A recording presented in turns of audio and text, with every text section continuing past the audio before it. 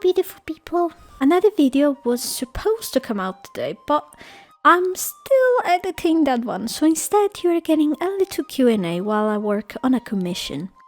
Let's get to it already, because your girl doesn't have much footage, and I don't think this type of format needs any type of explanation. So, question number 1. When did you start drawing?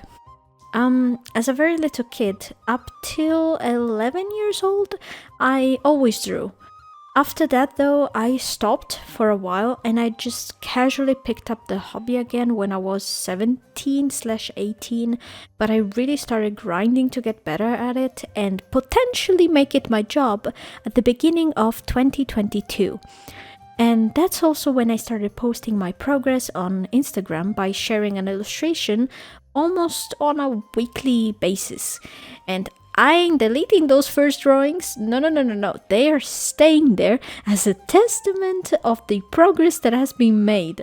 So if you want to have a laugh, or you're just curious and want to see what my art looked like 4 years ago, you can check out my Instagram profile.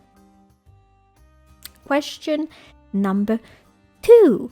How long does it take you to finish a drawing? Well, that really just depends on the complexity of it, but overall, it takes me a minimum of 4 to 6 hours to complete an illustration that I would be proud of.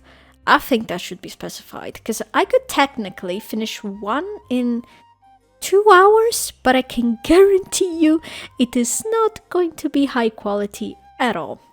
The max amount of time it ever took me to complete an illustration was actually around 35 hours maybe, and that was for my Mew and Celebi piece, which I'm not even very fond of in the end, so I'm scared of ever committing to something like that again.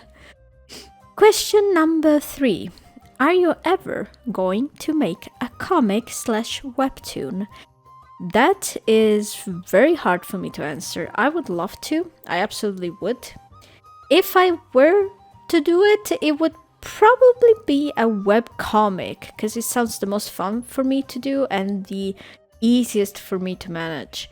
However, I tend to get bored of projects I'm initially invested in very quickly, so sustaining such a long-term thing like that sounds extremely painful to me at the moment. I think you can also just tell by looking at the videos I post on YouTube. I pretty much almost never stick to a single format, and I am always all over the place with what I draw and share. Question number 4. What is your favorite thing to draw? Again, that tends to vary a lot, but overall, I would say I'm drawn towards fantasy settings. I love D&D stuff, I love fantasy RPGs. My absolute favorite books are the Lord of the Rings ones. Well, okay, pretty much as long as there is something out of the ordinary, I'll probably like it. Therefore, I like to draw more fantasy stuff. Even when I'm drawing actual real people, I like to give an extra magic twist to them. And that's actually about it. A little shorter video, but it is what it is. I wish you all a wonderful day, and I'll see you again next week. Peace.